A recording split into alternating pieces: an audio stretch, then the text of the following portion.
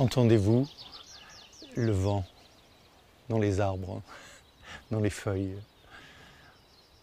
cette brise légère, ce silence et ce souffle en même temps. Je crois que c'est une belle introduction à l'évangile des forêts. Donc c'est un évangile. Vous savez que le mot veut dire bonne nouvelle. Il y a quelque chose de bon, de bien, de généreux qui nous est dit.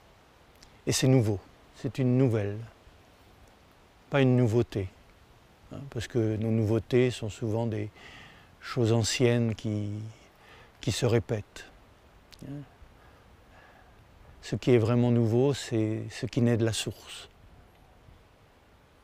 et non pas de la citerne, non pas des eaux usées que l'on ressort aux bonnes ou aux grandes occasions.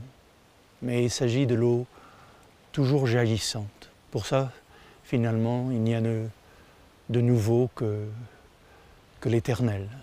L'éternel est toujours nouveau, chaque instant est neuf. Chaque souffle que nous respirons est neuf. Nous ne l'avons encore jamais respiré.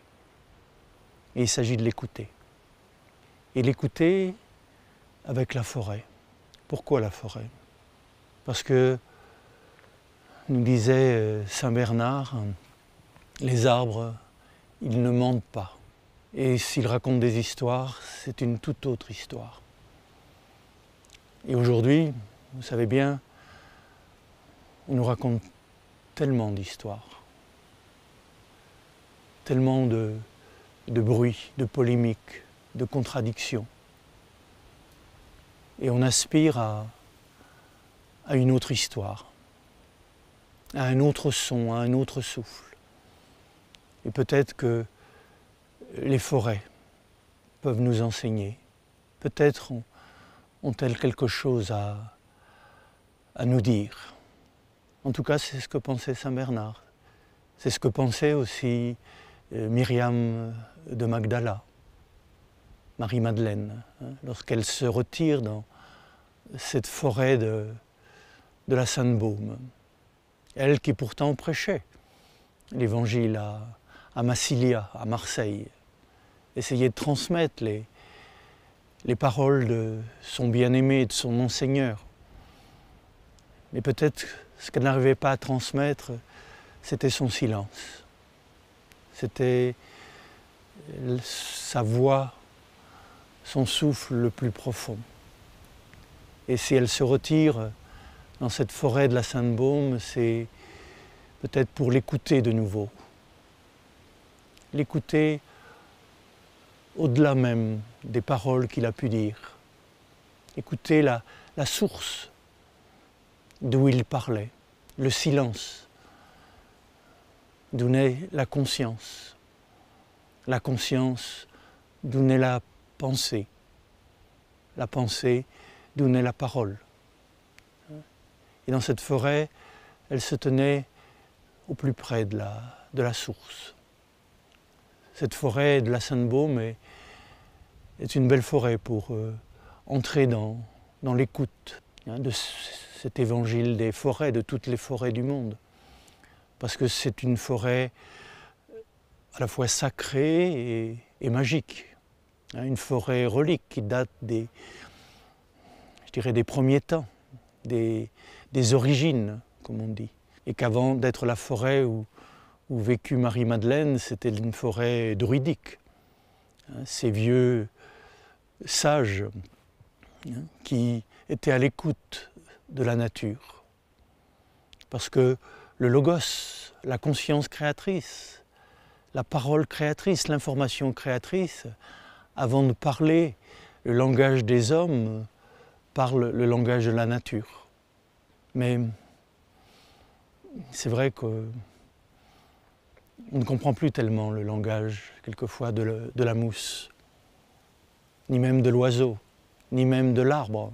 Et pourtant, l'arbre va être essentiel, puisque c'est lui qui tient ensemble le ciel et la terre, le monde souterrain et le monde céleste, hein, comme ce vieil arbre Yggdrasil, hein, dans la mythologie scandinave, hein, qui tient ensemble non seulement les 9 mondes, hein, mais aussi ces 3 plans de l'être, hein, le plan souterrain, certains diront infernal, obscur, le plan humain, hein, le monde des relations, mais aussi le monde céleste, que certains appelleront le monde angélique, et supra-angélique, le monde divin. Donc tous ces mondes ne sont pas opposés, mais à tenir ensemble, à intégrer. Et l'arbre, c'est le lieu de cette intégration. Et cela se fait discrètement. Cet enseignement de la forêt est discret, presque secret. Comme j'aimais bien le dire au moment d'inaugurer l'intercontinental des consciences, on entend le bruit des chênes qu'on abat, mais on n'entend pas le bruit de la forêt qui pousse. Et aujourd'hui, je crois qu'il y a une multitude d'hommes et de femmes qui ne font pas de bruit, qui méditent dans le silence, qui sont à l'écoute du souffle, à l'écoute du vent dans leurs branches, dans leurs bronchies. Et ça ne fait pas de bruit, c'est discret. Et partout dans le monde, eh bien, s'opère peut-être quelque chose qui ressemble à ce qu'on appelle la photosynthèse. La beauté des arbres et leur nécessité, c'est qu'ils transforment le gaz carbonique en air respirable. Et vous le savez, aujourd'hui, c'est pas le gaz carbonique qui manque. Et sans forêt, nous ne pourrions pas respirer. Les forêts étaient là avant nous, avant les êtres humains, mais elles seront là aussi après nous. Les forêts peuvent vivre sans l'homme, mais l'homme ne peut pas vivre sans la forêt. On a besoin de ce gaz carbonique transformé par l'eau et par la lumière, qui va donner, à travers la chlorophylle, cet air agréable et bon que nous pouvons respirer. Non seulement pendant les bains de forêt, ces bains de forêt que les Japonais aiment tant, le Shinrin Yoku, en sachant que ces bains de forêt sont de grands médecins. Et ils nous soignent, et particulièrement notre immunité.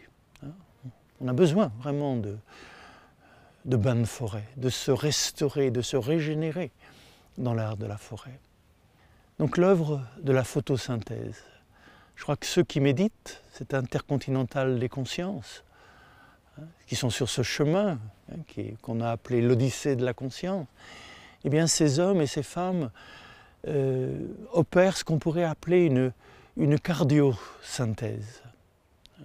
C'est-à-dire que dans le cœur, ils accueillent toutes les pensées négatives, toutes les pensées néfastes, maléfiques, destructrices. Et ces pensées, je dirais, ils les font descendre dans le cœur, dans cet espace silencieux du cœur, dans cet espace lumineux du cœur. Et là, toutes ces pensées, toutes ces mauvaises énergies sont comme transformées. Et à ce moment-là, peut-être qu'il va y avoir de la lumière qui est transmise.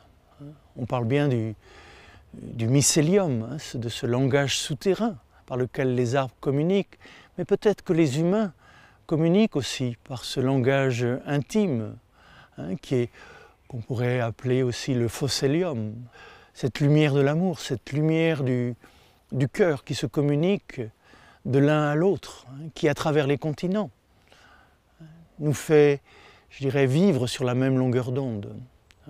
Et si tous les êtres qui méditent dans le monde prenaient conscience de ce lien secret, silencieux et lumineux, où les pulsions de mort, les pulsions destructrices sont transformées en passant par le cœur, où les pensées néfastes et négatives sont transformées lorsqu'elles passent dans le cœur.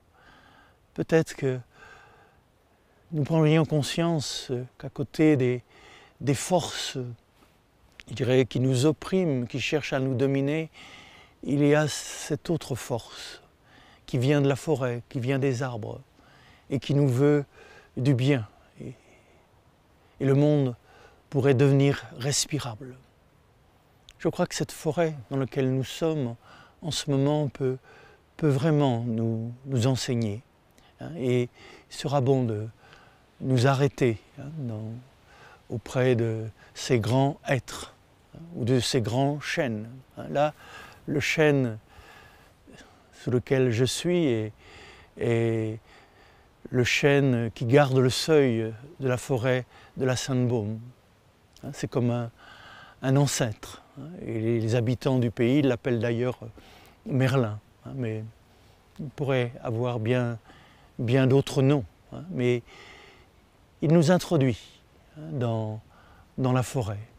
Maintenant, nous allons marcher dans cette forêt sacrée et magique. Et comme Marie-Madeleine, nous nous mettrons à l'écoute de ses enseignements.